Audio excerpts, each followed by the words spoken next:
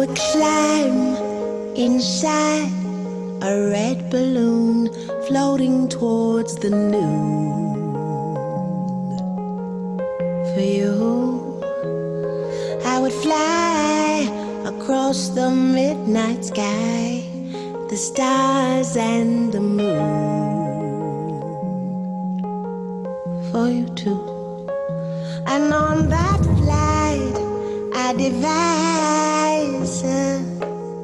a new way to say how much I love you. Zippity, Saturday, I'm still working on it, baby. Please forgive me. I think I'll try. How about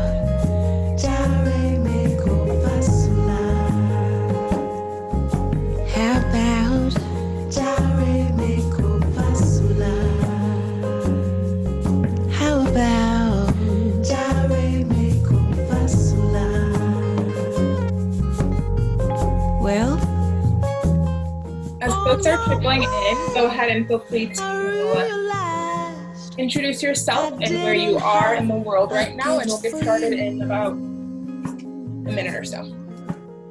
So I rocked my mind on what it is now that I'm supposed to do. Then it hit me, I'd kiss the love in the air, hug the rain before it falls down. Put infinity into a melody and see how it sounds. Sounds like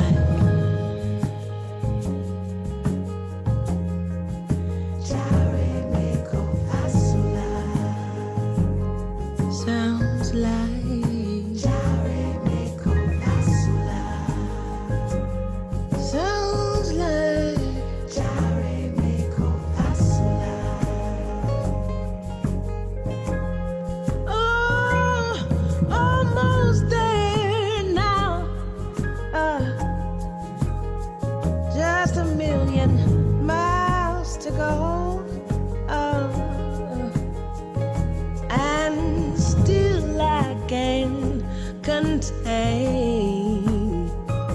how you make me glow.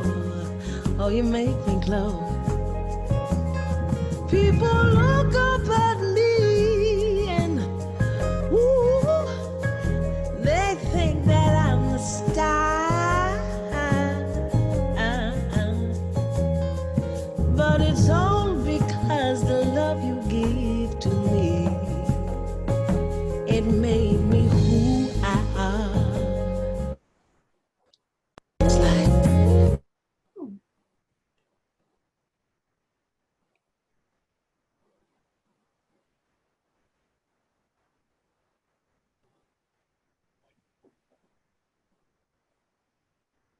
Hello again, everyone. Give me just one moment to broadcast live onto the YouTube. I didn't want us to lose the ability to stream our video because of copyright things, so I couldn't do that and play music at the same time. In the meantime, it is so good to see so many of you back in this space. I am really excited to be in conversation with the folks on the screen right now. I did want to go ahead and make a few logistical, okay, we are live. To make a few logistical notes. Again, I'm Ozia Lozium. My pronouns are she, her, and hers. I am the Community Connections Program Coordinator for Denver Public Library. On screen, you will see our lovely ASL interpreter, Meredith, who has graciously volunteered her time to help us out this afternoon.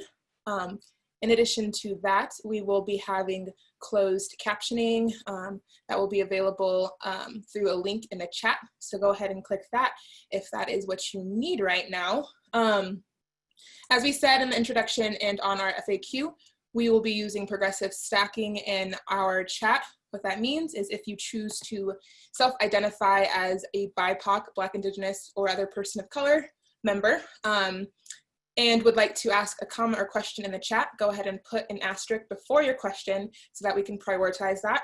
Again, you are not required to self-identify. It's just something that we would like to do in order to help amplify the marginalized voices in the room. With the questions, please, please, please try to make sure that you're putting that in the chat box and not in the chat box, put the questions in the Q&A box so that we can see those, because questions that are in the chat box do tend to get lost. We do have a couple of, yes, the music was Jill Scott, sorry. And I'll post a link to it as well.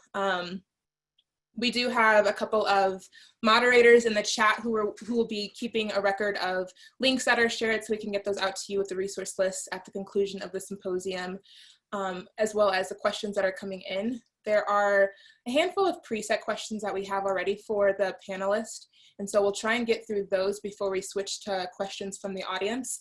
That being said, there are over 600 of you, so we're not going to get to all of the questions from the audience, which I'm sorry about that. We'll try to get to as many as we can. We just ask you to extend some grace to us as we try and get through those questions.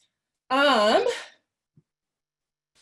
session will be recorded. It will live on our DPL YouTube page, as well as on the symposium site at the conclusion of the symposium. And then I believe that that is all that I have to say. So I'll hand it over to our panelists and I will let them introduce themselves, and I will start with Anya. All right. Good afternoon, everyone. Anya Nystrom. I am an organization development specialist with the City and County of Denver in the Office of Human Resources. And I am so excited to be here. A lot of my primary work is with a HR services team supporting the Department of Aviation. But over the last couple of years, I've been involved in many things relating to diversity, equity, and inclusion. So first and foremost, I am excited to be a part of this panel. I'm not often guest speaking at events, but certainly this is a passion of mine, and just contributing to this conversation is really important. And so hats off to DPL for really kind of spearheading this conversation, especially given that many training budgets have been cut. And so a free event is huge. So I am so excited to be working with the other panelists as well today and hearing from them. Today, I am not necessarily sharing the City and County of Denver's HR DEI strategy that is typically really shared by our executive director, but wanted to contextualize a little bit of my experience over the last few years. I have had the honor of being on two equity, diversity, and inclusion teams as a part of a mayor's initiative focused on race and social justice. And as a part of this group, really organizing around what it means to do race equity work, really trying to strategize with not only the Denver International Airport around their equity plan, but also to help inform in the conversation with a group of individuals around the equity plan for Office of Human Resources. What's been really, really exciting as a part of this opportunity is really learning from industry experts who have really carried this conversation and guided different municipalities, like the Government Alliance on Race and Equity and Race Forward. We've been trained by them and really kind of understanding and getting to know the framework that they use around normalizing conversations on race, organizing, and operationalizing. And so that is very foundational to our journey ahead.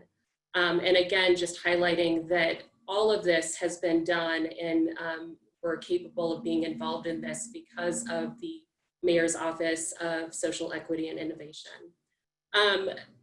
You know, very quickly, a little bit more about my history is that I have been in public service for quite some time, about 13 years, full-time and 4 years part-time, and even before that, did an internship within the volunteer office. So public service is really kind of the backbone of my career.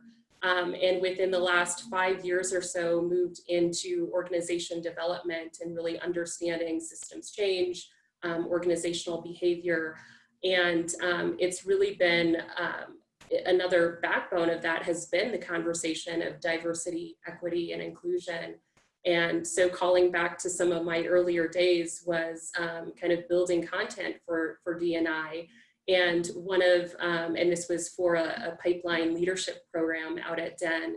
And one of the things, you know, one of the critiques that I had was that it wasn't just enough to train individuals. And so that is really why the framework of GARE, the normalizing specifically around race equity, but diversity as a whole, operationalizing or organizing and operationalizing is so important.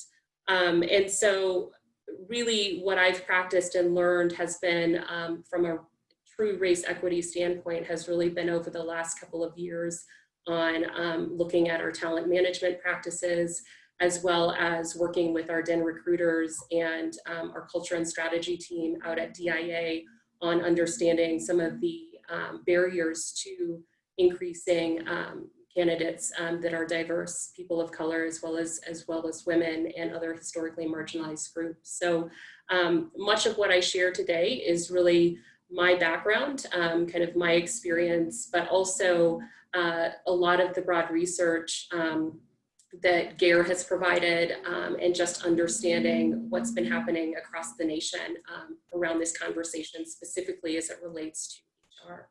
So thank you so much for having me. I hope that wasn't too long, but I'll turn it back over to Ozzy. Okay, and Sojourner is gonna go next. And there's kind of, they'll explain. Yeah, we're special.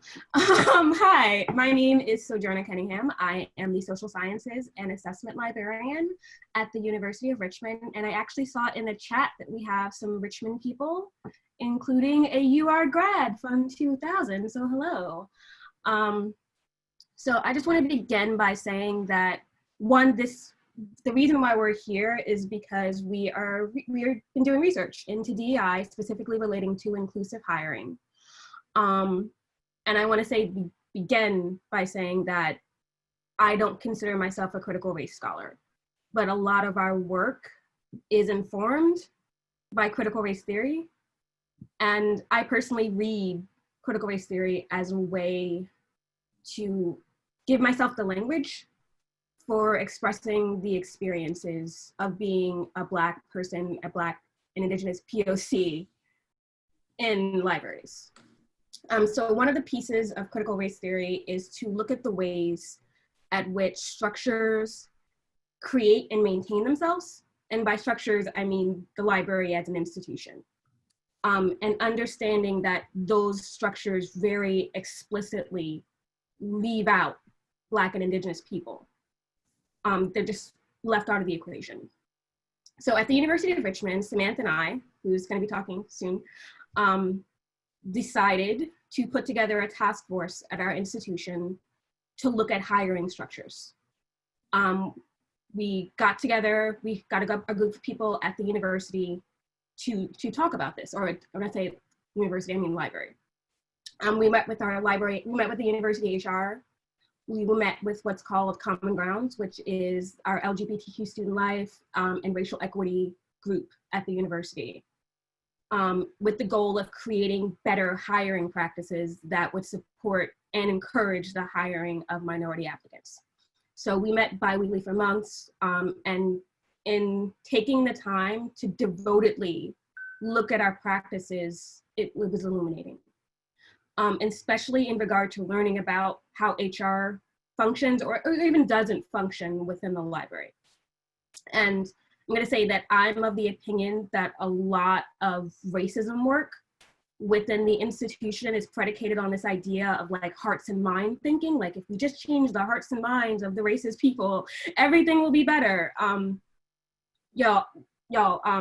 am all great for you to change people's hearts and minds. I really think that's important, but I know my own particular skill set, and I'm not nice or patient enough for that type of work. So when we started looking at it, it was more about thinking about the policies. What can we do to look at our policies? And I'm also an assessment librarian. And one of the first things you learn as an assessment librarian is to concentrate on the strategic plan and build based on that. And typically strategic plans have some sort of diversity, thriving, inclusive language. And that can be used and weaponized if you do it properly. And typically that stuff is used when something goes wrong, but this is a way to make something go right. And our goal was to create or think about sustainable structures that wasn't purely about the educational component, which is where libraries tend to move. You know, if we give enough people education, things will get better. And I'm, again, not, I know that sounds kind of glib, but it's not me saying that this is a bad thing, but it's also about knowing your lane and knowing your skill set. So when we decided to expand our research outside of Richmond and create a larger study, and that's where y'all come in or talk. Hey, good afternoon, everyone. I'm Samantha Guss, she, her, hers, also a social sciences librarian at the University of Richmond. I've been there about 5 years and previously was at a large academic library before that.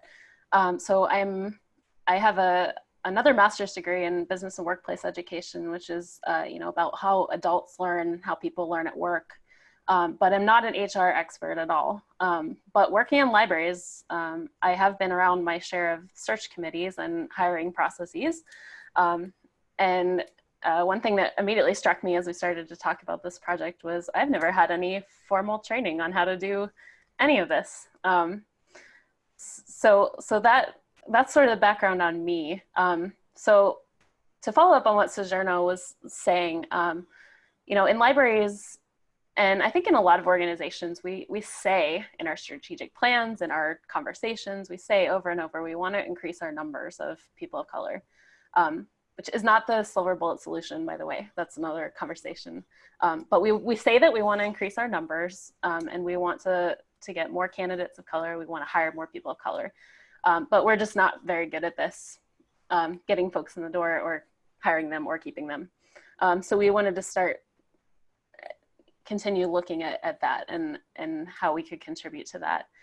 So we did first look to the literature, and there's a fair amount of literature in libraries that are sort of procedural things. So there are ACRL guidelines, that's Association of College and Research Libraries, for those of you who are not library folks. We have professional guidelines for hiring. There are some guides for folks who are looking for jobs. Here's what people are looking for, that kind of stuff. And our literature does have a lot of suggestions about how to do things. Train your committees, use rubrics, all the stuff. We can get into that more if folks want to. But there's not a ton of empirical research on how any of this is actually applied. Like, what are we actually doing when we hire? And most of the literature focuses on search committees when that's only a small piece of the candidate's day of interviewing hiring practice. So we actually, if you read our paper that was linked in the previous stuff, it's okay if you didn't, but if you read our paper, you notice we focus on this idea of a good fit. So one of the things we often talk about is like, oh, we're looking for the person who's a good fit for our organization. So we focused on that. And in the library literature, this does come up a fair amount in this, what are search committees looking for? We're looking for a good fit, I guess, but mostly uncritically, but with a couple of notable exceptions, especially recently, of starting to look at, is this idea of a good fit actually just looking for folks who are like us? And in the largely white institutions that libraries are, like us often means white women, right? So that's the library literature. Human resources management literature has been talking about this idea of fit in hiring for a long time, and when it makes sense and doesn't to use as a hiring criteria. And they break it down a little bit more. But what I want to point out about that just in this intro is that we do tend to be talking about the fit between a person and the organization. But we often focus on, okay, does this person fit us? When maybe what we should be looking at is like, oh, is our organization like something that we really want to be replicating? So that's back to that, you know, critical race theory. So that's what our research is all about. So what do we mean when we say good fit? Do we even know what we mean? Is it just an excuse to hire others that look like us? Spoiler alert, yes. Yeah. What does it mean to look for fit in our organization when our organizations are overwhelmingly white? So I'll stop there.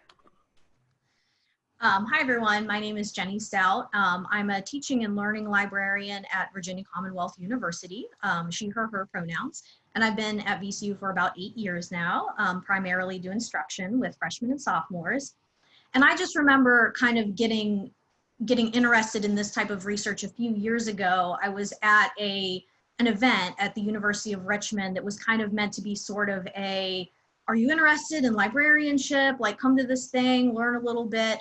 And Sojourna and I were on a panel about inclusive interviewing. And so that was really interesting. And then I remember when some other people were presenting, the talk turned to diversity within librarianship, and the old chestnut, I'm sure you've all heard it before, of we really want to hire minorities, but they just don't apply, or they don't want to work here, came up. And I remember Sojourna and I like looking at each other because we both were very skeptical about this. And then at the same time, starting conversations about good fit, because I myself had kind of uncritically thought, like, of course we want people who fit in, and they're gonna stay here, they're gonna last, and just starting to kind of rethink what that means.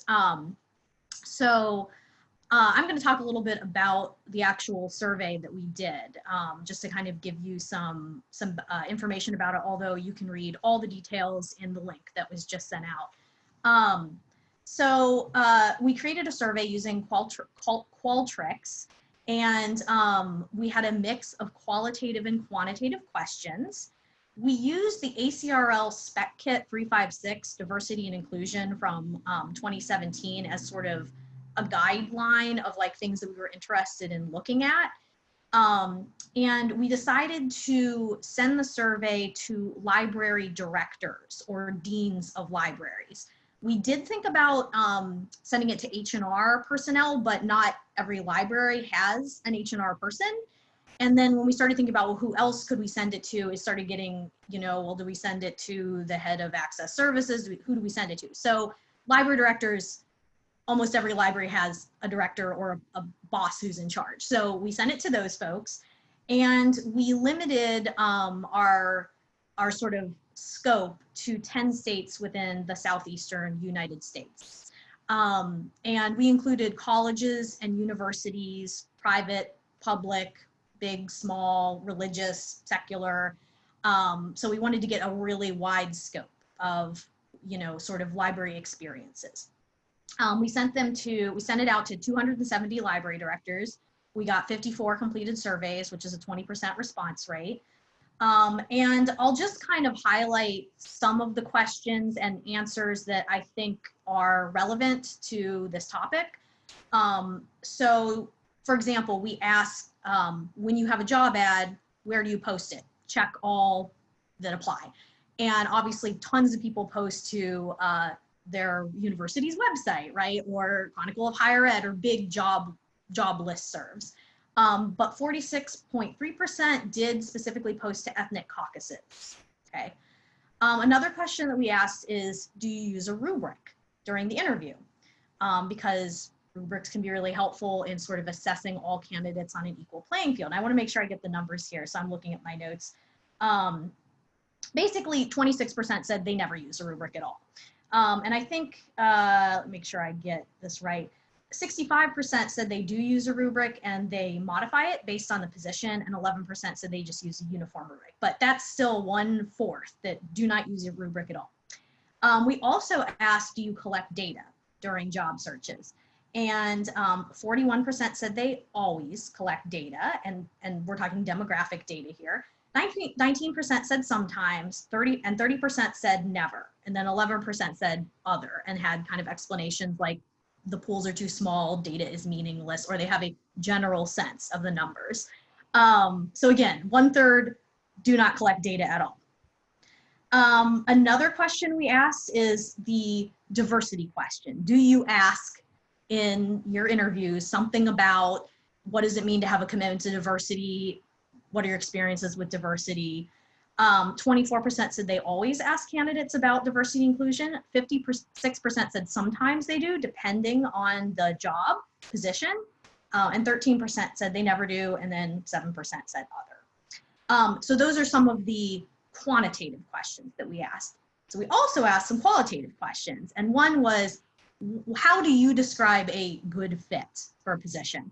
And you probably won't be surprised to know that the answers were all over the place. Many of them were very intangible, so things like friendly, confident, hit it off with the team, positive attitude, flexible. They can integrate easily into the workplace culture. So it's kind of this general sense of we feel good about them, but there's really no definition of what it means to be a good fit, which means that it can mean whatever you want it to mean, right? And it also means that you can justify someone not being a good fit based on whatever criteria you decide. We also asked if directors perceived any barriers to diverse candidate pools. This I think is my favorite one. 60% said yes, 40% said no. So 40% there are no barriers to diverse candidate pools. And then we also asked some questions about, what are those barriers? And we received responses like the salary is not competitive, the region or location is not attractive to various candidates. And also, of course, the classic blaming of the pool, like just the pool itself isn't diverse. They're not responding to the job ad. And also blaming sort of library school. Library school itself isn't, there's not enough people in the profession who aren't white, essentially.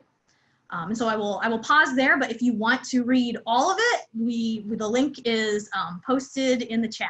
And so I recommend that you read it. Thank you for that perfect segue, Jennifer, because that was my first question for the group. And not everyone has to respond to all the questions. I'll probably take about 2 responses or so for each question. And the first one is, what are the common barriers to diversifying one's workforce / profession, and what are potential promising solutions?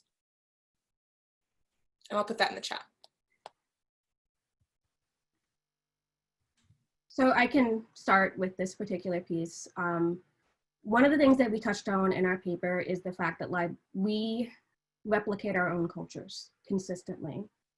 And in terms of the actual training and this is very specifically in terms of academic librarianship, in terms of the training that happens with search committees, we typically do not have any training as a profession. I mean, if you have gone through extensive training at a large institution in terms of how to serve on a search committee, God bless, because that's something that's really, really not common.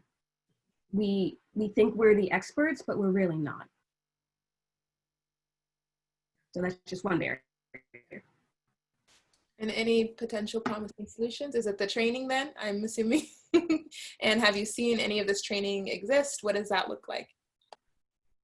So do you guys wanna, or I can keep going? Samantha, okay. We have made recommendations for training, and we're gonna keep going, go to the paper, because we did talk, we spent a lot of time thinking and talking about, and we've been presenting on the paper as well. Part of what we did at the University of Richmond was we got trained within our smaller group by the Office of Common Grounds.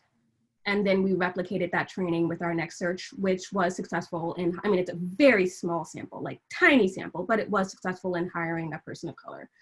In terms of retaining, that's a whole nother conversation. Which we will hopefully get into. Still that same question on common barriers. Anya, I would like to hear from your vantage point. Yeah, absolutely.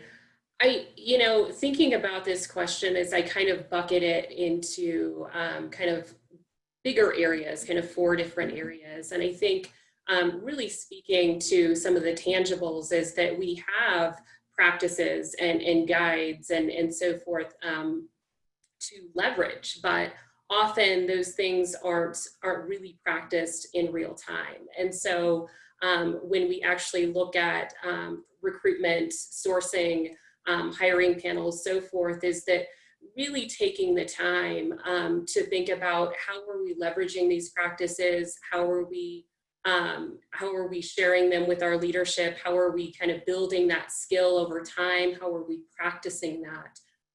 But even before that, and this really kind of speaks to, if you will, kind of the race equity toolkits, is really diving into the data to understand where are your pain points. So, you know, speaking about data and, you know, in and through not only leadership, but in and through organizations, is that if we know that we actually have individuals of color or other historically marginalized groups, you know, actually apply for the position, where in the process is there the breakdown? And really asking some of these questions to really broaden the conversation and say, what are some of those solutions? Because we might just throw some kind of quick tangibles like, oh, we need to do implicit bias training.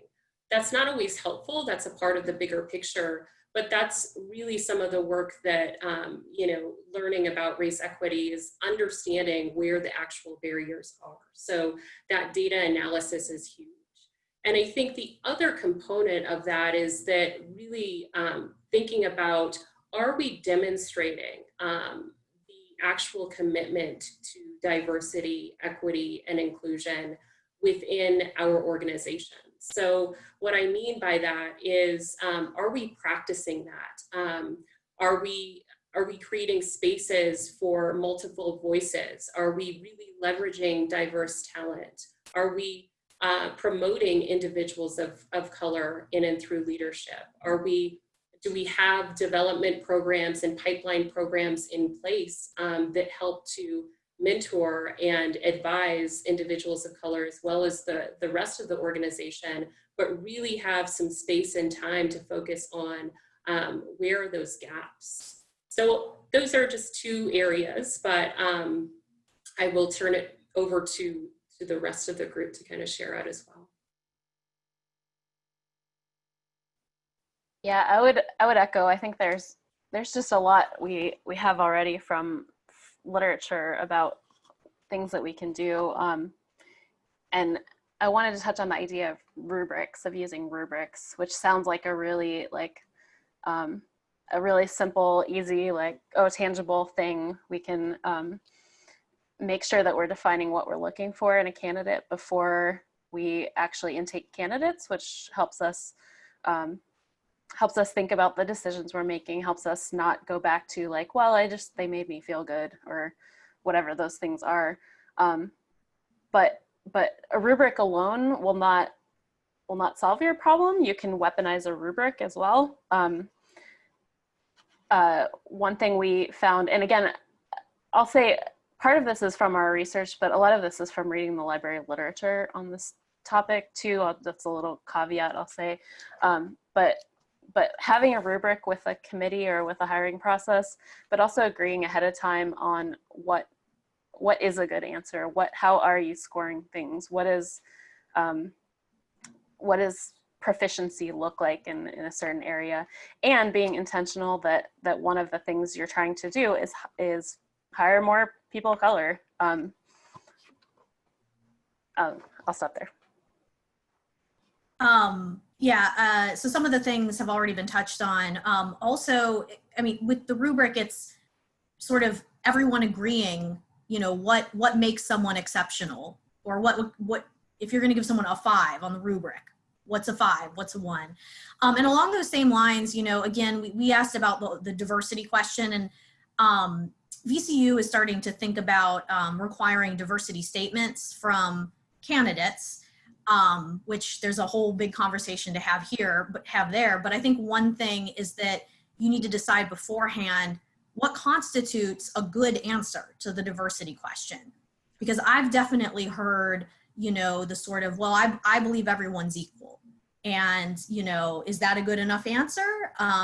You know, and are you also willing to pay attention if someone doesn't really have an answer, or maybe doesn't have a good enough, whatever you decide that is, answer? Is that going to weigh against them, or is it going to be weighing against them if they look a certain way, but not weighing against them if they don't look a certain way, but they're learning, they're trying. Because I think we give white people a pass for trying, you know, that maybe we shouldn't. And the other thing that I had underlined here to mention, and I think actually Sojourna brought this up when we were talking about this ahead of time, is not being afraid to fail a search if something goes wrong along the way. If you look at your candidate pools and they are just not diverse and you don't feel good about the candidates, just not being afraid to try again, and to also look at what went wrong on our end. Like, did we not write the job ad to really capture what we actually want? And so we got people who just didn't fit the job ad. Like, did we not post wide and far enough? Did we not directly recruit people of color? Yeah, just being not afraid to say, you know what, we're gonna have to try this again. Absolutely.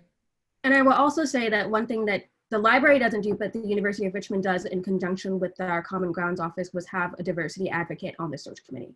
And the diversity advocate was meant to push. And in our case, the diversity advocate is a white man who comes in and asks uncomfortable questions and makes sure that the committee is on the right track in terms of thinking about diversity and inclusion. Like, there has to be someone there who is going to push and make people uncomfortable, because otherwise a search committee is going to go along to get along. I really like that idea as well. I'm sorry. Yeah, okay. I like the idea as well of having individuals who can kind of be the stand-in and really help filter some of those questions around diversity and equity and inclusion. And it's something that we're kind of beginning to practice for sure, because it's much easier to kind of level set on what that looks like with a small few than it is to have a broad, you know, group of panelists, diverse panelists, who we're kind of hoping that we're getting that from them, and that they're understanding and kind of refining what that answer really looks like. And so that's really a huge part of the challenge. But I will just kind of re-emphasize that in practice too, is that a lot of time should be spent on really the development and the devising of the post, and really what are those kind of diverse characteristics or just general skills and knowledge that is really needed for the job. And I think that you mentioned that certainly in the article around like minimum qualifications and you know, is an education necessary, or however many years of background and experience, but also as a time to really kind of push back. And I'm thinking of kind of the recruiting space, is that as recruiters, if you're in this strategy meeting beforehand, really asking some of the tough questions, or kind of pushing back on what would typically just be a, yep, we're just going to backfill, we're going to repost this position.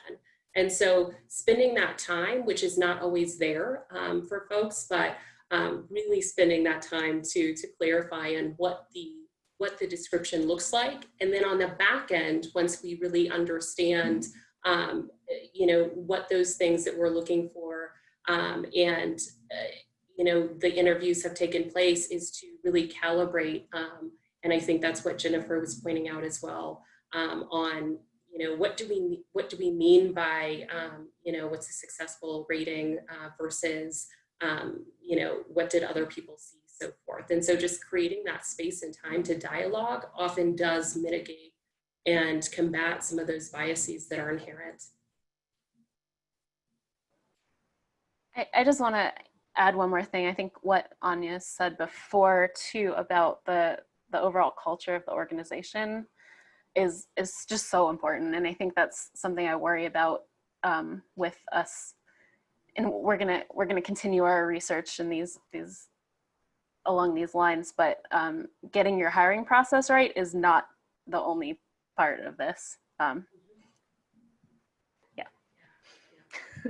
What she said. Yep.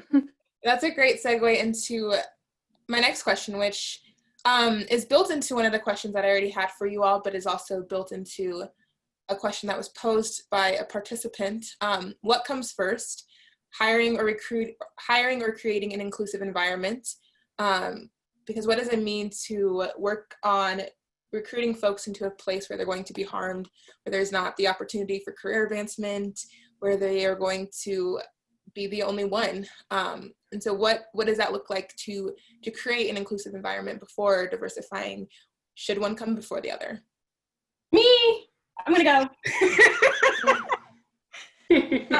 So we talk about this in the paper, and we also talk about it extensively, because you present something like this and someone's like, okay, well, we want to hire, but our institution is not ready for it. Then don't hire. Do not bring someone into a toxic environment and expect them to make things better. That's the beginning and the end of it. And in my opinion, strongly, the environment becomes before the hiring.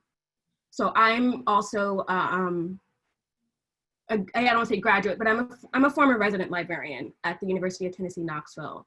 And I have feelings about residencies, like lots and lots of feelings. And if you want to talk about it afterwards, we absolutely can. But one of the pieces that worked— Can you explain what a residency is? Sorry. A library residency typically happens, well, they're much more common now, where a university hires with the idea of a term limited position where a person of color, typically it's typically represented as a person from an underrepresented group, comes into the institution for a short period of time, typically small, right after post-graduation from an MLS program, to quote unquote learn how to be a librarian. There's lots of research about them. Lots of institutions are really trying to get more and more on them. And again, that's more conversations to be had at a later date.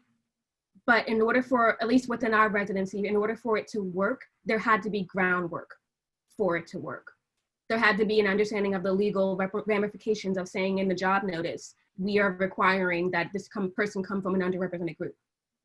It had to have funding, because you should not be hiring people without funding. Like, I hear this, we don't have the money to do this, we can't do this, then don't do it. Like, don't pull someone into an institution and expect them to fix it. But again, going back to the residency, I did not come in there by myself. Like, that was one of the reasons why the residency worked for me. Like Ingrid, I don't know if Ingrid's in there, but Ingrid and I came in together. There were other residents who were still working there who had come in there before me. Like, you cannot hire someone and expect them to fix your problems. Mm-hmm. And that's me.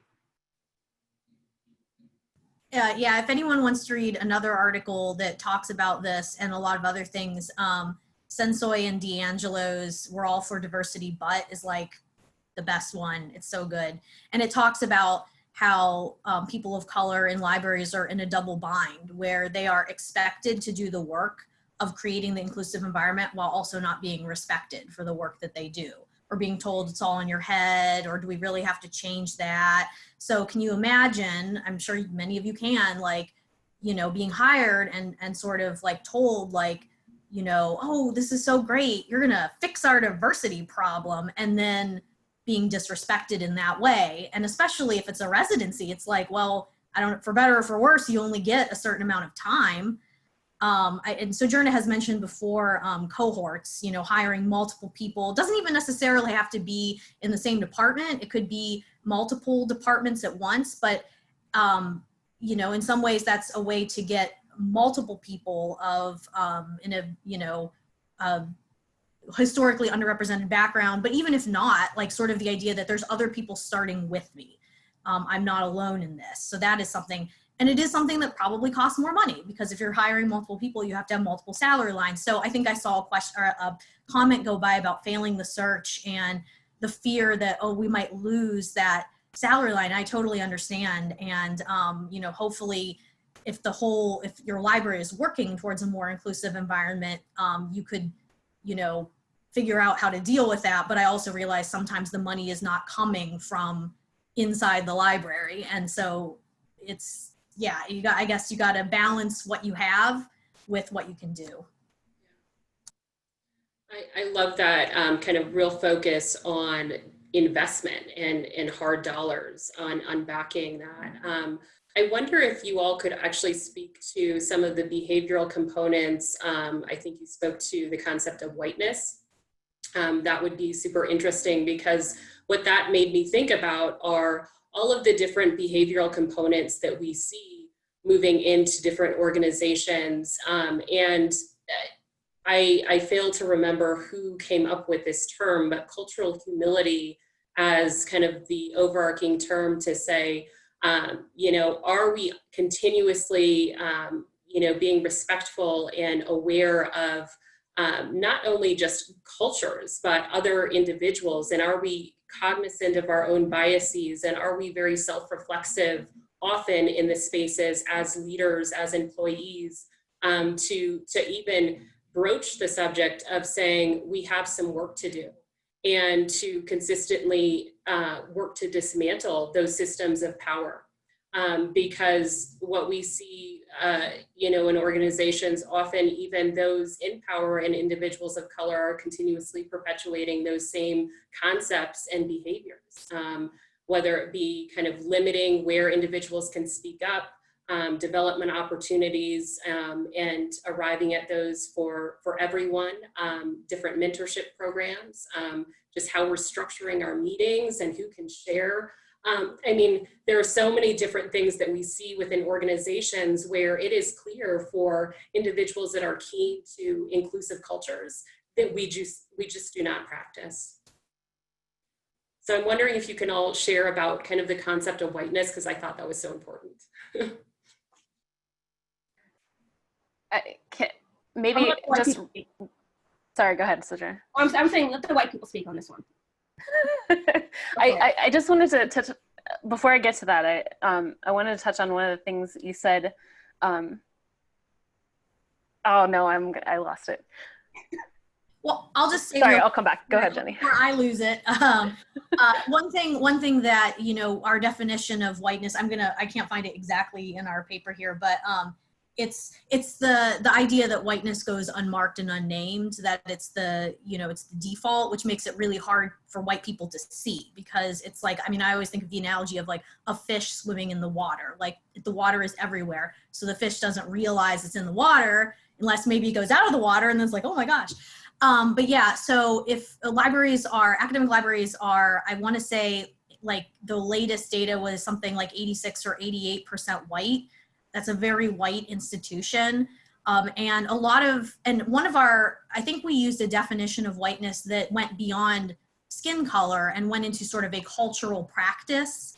Mm-hmm. And that's something that's even more difficult for white people to understand, you know, and to be graciously accepting of, you know. So I think like libraries have to not only think about how X number of white faces versus X number of black or brown faces, but actually like, what are some of the things that go beyond skin color that we're doing and taking for granted and just like assuming, and this extends to academia as well, that are actually cultural practices, and how can we disrupt those cultural practices? So some of the cultural practices, I think, and we talk about this in the paper, is the concept of the hiring committee. It's the concept of, and so I just want to take another step back just a sec to talk about the inclusive, like, do you create the inclusive culture, or do you create the, or do you hire? I'm not going to claim that the universe, like, if you have been watching the news in any way, shape, form, or fashion, you have heard what's been happening in Richmond right now. And I'm absolutely not the person to say that the University of Richmond is a perfect place to work. And in fact, I've said things differently constantly. But one of the pieces that worked within our particular space was the cohort building that led us to begin the conversation. Like when I said, okay, it's time for us to examine our hiring practices, I pulled Sam in there. I went to our library director who said, obviously this is something that needs to happen. And then he started naming names of people who needed to be in this conversation and hear some of the hard truths. So in terms of the culture, the first part of the culture is to create the space to have those conversations, and that it's not just a one person doing it. And as to the culture of whiteness, it's the culture of norming. And that's when I say, when we talk about looking at the structures, you need to sit down and look at every single decision that you are making as you go off to do a search committee. Why does your hiring, why are the people on the committee not the people on the committee? Why are you asking those particular questions? Why are you sending your job ad? Why is your job ad the way that it is? when we were talking about like describing our practices and pushing back on some of our practices, one of the big pushbacks that we got was, you need to make sure that you're sending interview questions beforehand. And someone on the committee really didn't like the fact that we were doing that, because it was something that was normal. When we say that whiteness is the norm, that's what we mean when we say whiteness is the norm. It's a culture, and examining why you do the things that you do is the first step. Yeah, I don't have a whole lot to add to that. I think I'll just say the definitions that we used of whiteness are from Galvin has a great article in the library with the lead pipe. April Hathcock, of course. This idea of whiteness defined as you're either normal or you're not, and that can be along a lot of different lines. And I think it's not just in hiring practices, but like Sojourna was saying, like in all practices in the library. Anya mentioned like how's your meeting run? Like, is it letting people speak? Is it giving people space to think about new ways of doing things or things that they've been thinking about or anything like that? And it's really hard to break out of that. In a lot of places, I think we have this like, well, this is just the way that it's done. But asking why. I remember the other thing I wanted to say, and I think it's related. So we mentioned cluster hiring. So bring people in not only alone. That comes up in the higher ed literature a fair amount as a way to effectively hire non-white people or diverse candidates, however you want to talk about it. The other thing that came up was hiring from within. So this goes back to your job ad as well. So we, especially in academic libraries, we like to have that first thing that says is like an ALA accredited MLS degree required, right? And that sometimes lets us overlook like very good, very promising, great, diverse candidates who are already working at our institutions or, at our institutions or, you know what I'm trying to say, in the library or out of the library. We can challenge that. So then what does hiring with an EDI framework look like in practice? I think a lot of folks are wanting to know what are promising practices, right? Because as the HR research, as the EDI research shows, no one's doing it right? The comments are showing that no one's doing it right, really. So we can only like hope for the promise of these things, but what are some of the promising practices for recruiting, retaining, and advancing employees of color? From your research, what are some models that have been really successful? What did they do? And Anya, from your experience, what have you seen working really well in terms of getting the numbers closer to where they should be, to be more representative and all of those things? I can start. Really as an HR practice, and this goes back to also cultures of inclusion, is that you want to start there. You want to start looking closely at, are we what we preach to be? Do we really align on what that looks like? And that really just helps with not only attraction, but retention. But there are a couple of things that probably aren't news to folks, but I think it really starts with, again, what is the actual position? What does that look like? Are we burdening certain communities? How are we benefiting certain communities as we go into pushing a certain job and posting?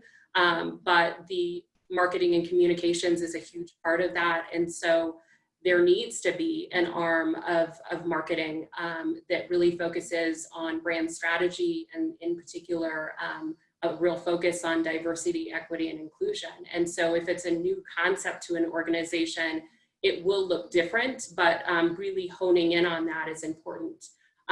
Conversations that I've had with leaders in the industry as of late, really over the last year, has been, is it important to have somebody that's really focused on like a chief of diversity? Not always, because in fact, that individual is looked to fix all of the issues. And so what's really great about these equity, diversity, and inclusion teams, EDI teams, under this framework, is that we're really involving a lot of people. We're starting to normalize conversations across the board. But to the point of actual hiring is that there are some general practices I'll kind of tee off here, is that really spending the time to define that role with the recruiters, really asking those questions. What do we mean by ideal candidate, right fit? What are those minimum qualifications? And being in that space to really work and mitigate bias, to really practice anti-bias in that.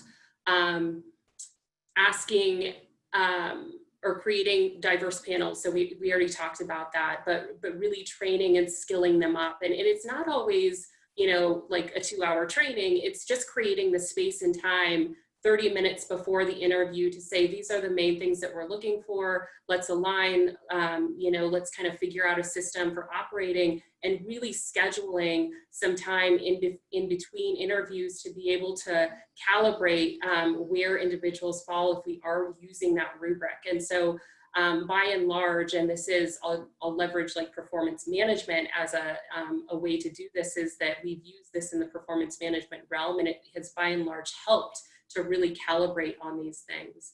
And I will say lastly is that as we're really using these structures such as rubrics, you know, so forth, is that we are really just, you know, bringing leaders up to speed on how to really use them and the meaning and the purpose of them as we move forward. And so I'll stop there from kind of the recruitment lens. There are many others that we've already discussed as far as strategies or tactics, but just wanted to not take up the whole time. Unmute.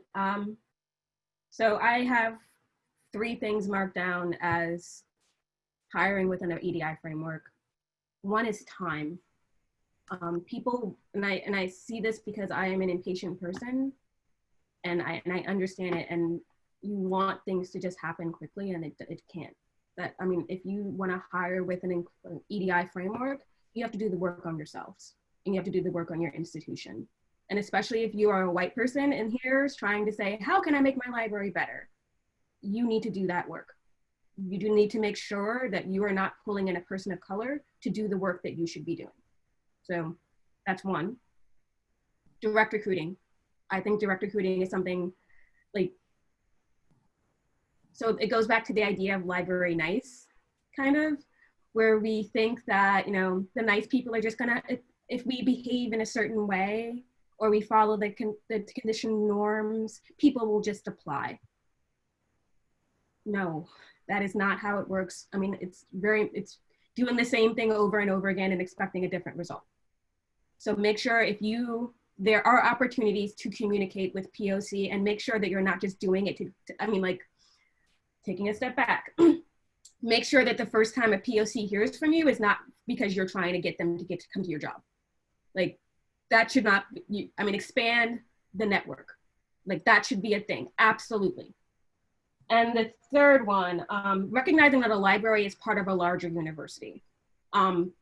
In terms of the student body, in terms of the faculty that people are going to be interacting with, if your library is not diverse, or however you want to, diverse is a whole nother word.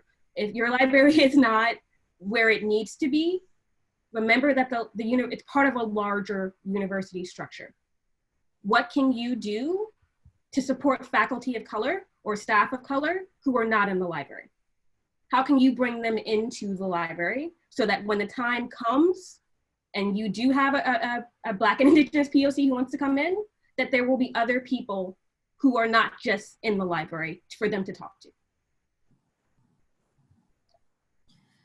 Just one small kind of thing. I don't remember if, you know, where I heard this, if it was Sojourna, Sam, I read it somewhere, but you know, so often we look at a pile of applicants and we go through with the mindset of how do we eliminate these candidates to get to the best ones, right? And what if we were to turn that around and say, like, what is it about this candidate that we should keep them? And I realize that has a limit, because if we're being super generous, oh, that means none of the candidates get eliminated, you know, not realistic. But I do think that it reframes the way you look at the resumes, the application materials. Instead of saying, like, what can I find in here that's not good enough and throw them off the pile. Instead, you know, look creatively. Like another comment I saw going through is the idea that just because someone, what is it, something they haven't done a thing doesn't mean they can't do a thing. Like looking at potential, and also looking at skills that maybe, you know, we don't necessarily think, oh, this isn't a library skill, but maybe it is. Think creatively. So yeah, so like just reframing the situation of like, what can these amazing diverse candidates bring us versus, oh, well, you know, they don't have this one little thing that kind of matches up with one thing in the job. So, oh, they're gone. Yeah. And again, like it's really about, I think, reframing assumptions that we bring to the table when we do hiring. So I'm going to put Samantha on the spot. I'm sorry, Sam.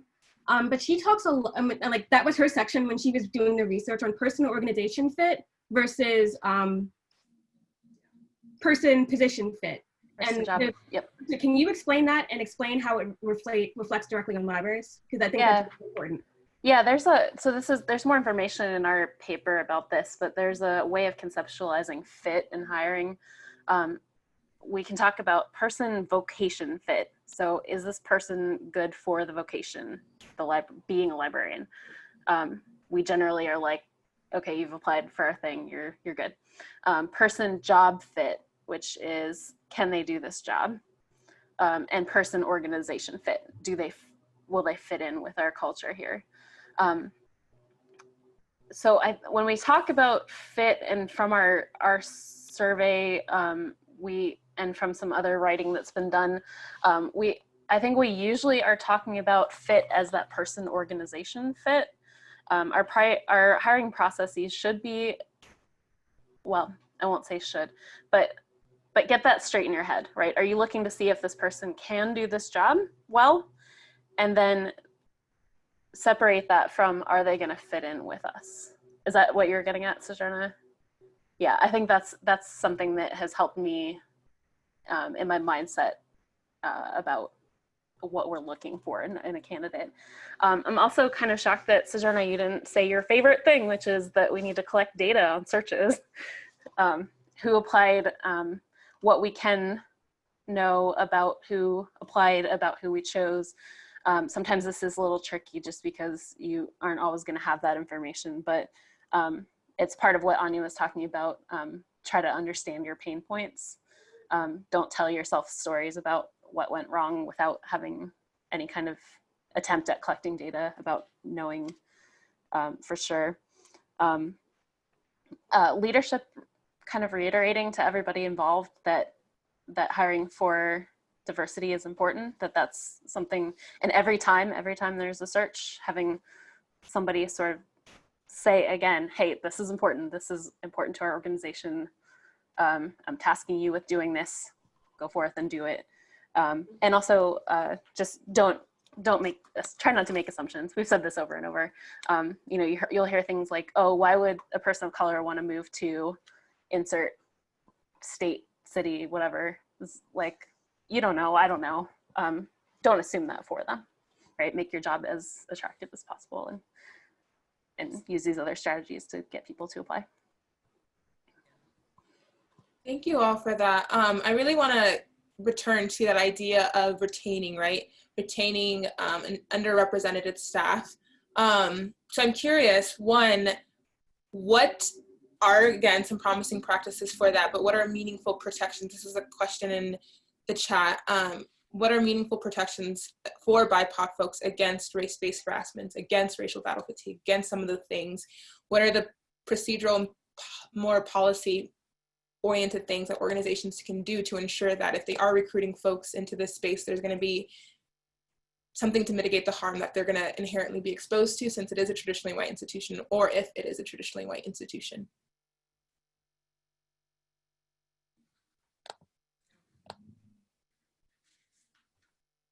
Okay, I can go. Excuse me, I was like taking in the question.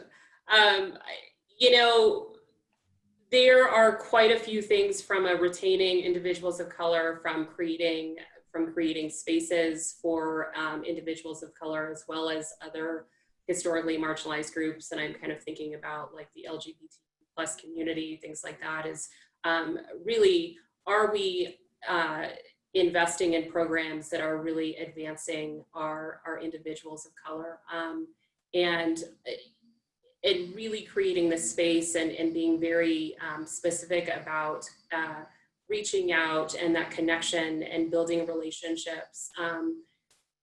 Two, when we're thinking about just kind of overarching culture and some of those practices, is that even as of recent, there have been a lot of conversations that really speak to, do we need some protected spaces? So typically like ERGs or employee resource groups, affinity groups are those places where you can be yourself and don't need to explain. But I think it really is creating those spaces for individuals of color to be able to navigate and process. Again, it is one of those things that if we just do these things in silo, it's not super helpful. So there's the broad notion of really bringing our leaders and our employees up to speed around, we are creating this safe space, we are creating and normalizing around these conversations consistently, and that we're allowing individuals to feel, to be. From a work-life balance standpoint, it's interesting, just everything with COVID is that most people have been kind of forced to work from home if you can. And unfortunately, there's a disproportionate amount of individuals of color who are working in classifications that are really on site and don't have those protections or don't have those options, but even kind of managing family life and so forth. It's just what COVID has allowed us to understand is that we really need to put our hats on as far as really thinking about those practices that help all individuals, and specifically individuals who typically don't have as much access or resource. And then as far as meaningful protections, right? I just go back to kind of the HR handbook of very often we just ask individuals to come to the HR space or their human resources business partners and sharing what seemingly are discrimination claims or whatnot, but not always are those really helpful. And unfortunately, that's just because there are quite a few people who don't see HR in the ways that maybe we could or should be. And so, this is not necessarily best practice, but certainly in communities that are kind of working, I should say organizational communities that are working on this specific issue, is there another kind of arm or culture and strategy arm? I know in the city and county of Denver, we have HRCP. Unfortunately, the individual focuses on more discrimination claims outside of the city.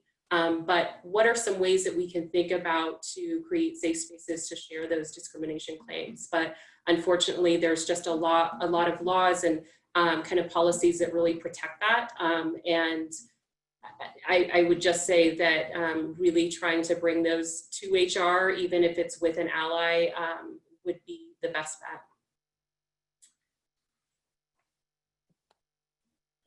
And I'll add, Sojourna, I'm going to add a question to that and then you can respond.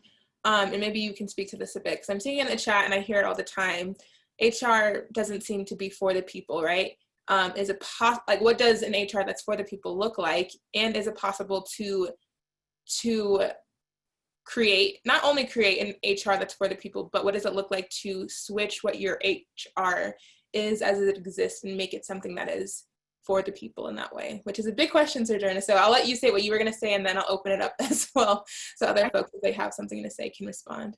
I can answer my own personal experiences. I don't trust HR. Like that's just the beginning and the end of it. But I don't know if anyone follows Tressie McMillan Cottom. Tressie McPhD, she's Richmond. And anyway, that's a whole nother conversation. But one of the things that she talks about in terms of dealing with HR is that you have to create your own community of support before you get to HR. And within that community of support, you decide what you need to do. I have never met an HR department where I felt safe. And that's just, I I can't, like, I can't imagine an HR where I will feel safe. But what I will recommend, and this is what I was going to go to in terms of what can you do to create that inclusive environment. One is policy, equitable policies that are done throughout the entirety of the library. Like, again, does everyone have the same travel policy, or are there special people? Make sure that there are no special people. Everyone has to follow the exact same rules. Because if I can look at someone, see that they're white and that they're getting more things than I am, that makes me not want to stay. So look at your policies and make sure that they're being applied equitably. The other piece is team-based support within the library. I will say that part of the reason why I have been where I am as long as I have been is because I have a cohort.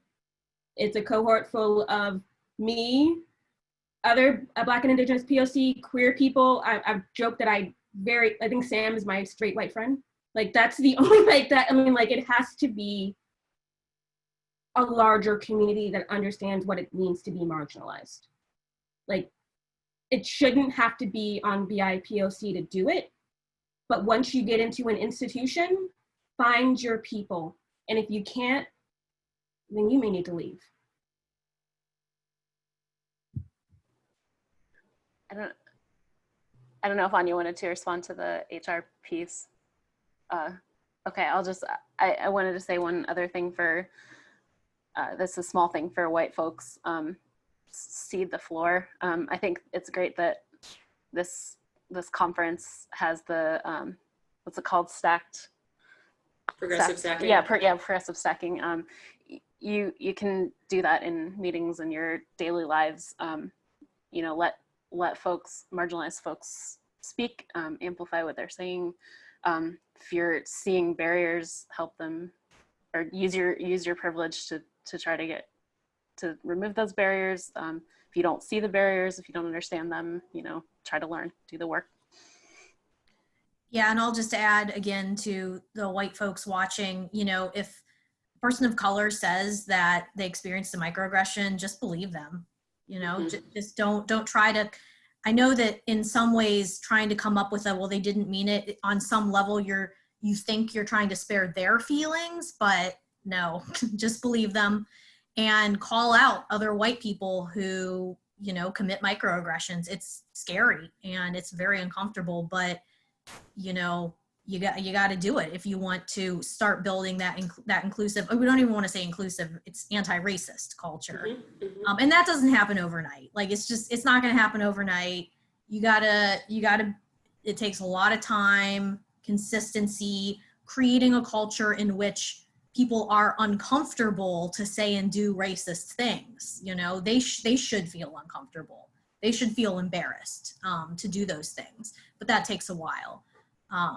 And a couple other things, because we took a couple notes, because that was, I think, one of the potential questions that was going to come up is, one is let go of the idea of perfection. And this is something I think I'm speaking more to the white people, you know, that fear of, I'm going to say the wrong thing, I'm going to do the wrong thing.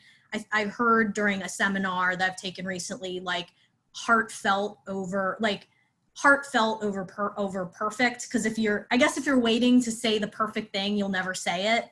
And then the other thing is, you know, cultivate a culture where uncomfortable conversations can happen, that, you know, we don't shy away from that, because that just not having the conversation leads to no change whatsoever. So we actually had a conversation at one point when we were talking about this idea of uncomfortable conversations and normalizing uncomfortable conversations. And I think I said at the time that was a trite saying.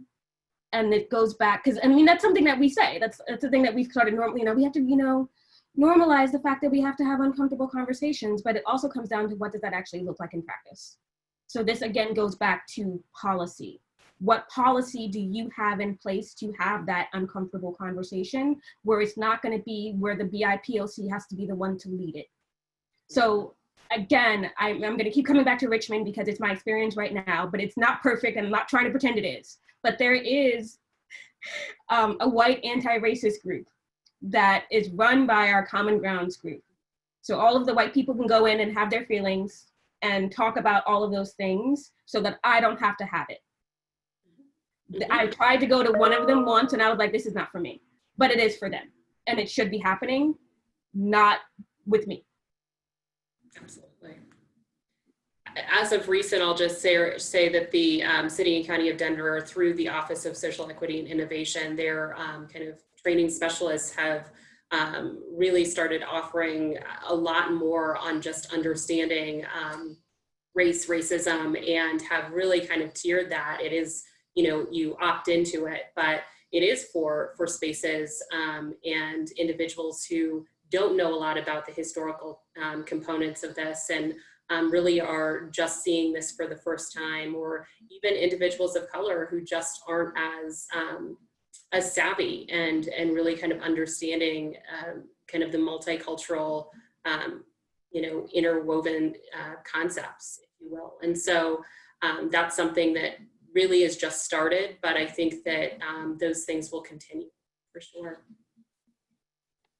Well, we are we're at time. I will just end by saying a few things. So many people shared so many brilliant things, not only in this panel, but in the chat, and I'm really grateful to you all for it. And I will say that point that both you, Sojourna and Jennifer, were making around, it's not about getting people, specifically white people, to be better, right, or to do better, but creating policies and procedures that make it so that folks can't help but be better, because that isn't allowed within the organization, right? So what does that mean to do that within your organization? And also the question, I said it in the chat, like, should we abolish HR? And I said that like in a glib kind of manner, but I also mean that seriously. Like, what does it mean if this group, this department within your organization is fundamentally a thing that people have experienced harm with? Can that exist in the ways in which you need it to? And if not, what do you need to create then so that the things that would be available and can be available in HR are then accessible to folks who aren't ever going to get access to it because of the ways in which they don't believe in that?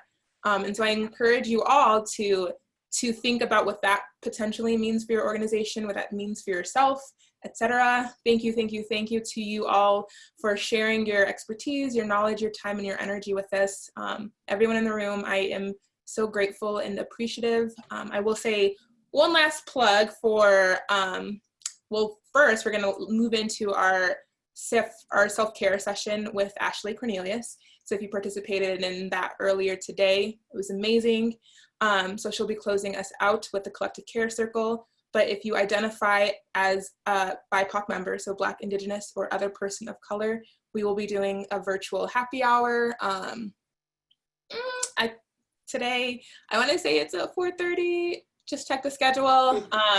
And we will have a really, really talented musician joining us. Her name is Edom Soul Music. She is based in Omaha, but she is an African artist, so she'll be utilizing an array of instruments, etc. And so we hope that some of you join us for that. For those who don't identify as BIPOC, tomorrow we'll be doing a virtual happy hour for everyone, and we will have a band called the Black Excellence Band joining us, and we are also very grateful for them. So please join us for those as well. And if any of you had any last things to share? Just thank you. Thank you, Ozzy. Thank you all. I'll leave it up for a couple more minutes so you can all see. And thank you to Meredith, of course, for doing our ASL interpretation at such short notice. Thank you.